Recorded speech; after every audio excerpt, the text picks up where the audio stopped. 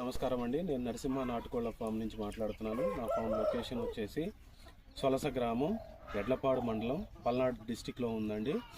ఇప్పుడు వచ్చేసి ఈ నా వెనక కనిపిస్తున్నది వచ్చేసి పేరెంటల్ బర్డ్స్ అండి, అంటే గుడ్లు పెట్టే వాటిల్లో బ్రీడర్ పుంజులు ఉన్నాయి. చూడండి మీకు ఎలా ఉంటుందంటే, అంటే ఇన్ని పుంజులు ఈ జాతి కోళ్ళు కదా, పొడుచుకోకుండా అన్నీ కలిసి ఎలా తిరుగుతున్నాయి అని చెప్పేసి మీకు చాలా డౌట్ రావచ్చు.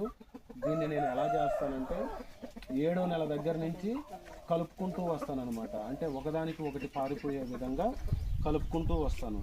ఎలా అంటే నా దగ్గర ఇప్పుడు ఈ రూమ్లో పుంజు వచ్చేసి 4 సంవత్సరాలు, 3.5 నుంచి 4 సంవత్సరాల వయసు ఉన్న పుంజు ఉంటుంది, 7 నెలల పట్టా కూడా ఉంటుంది.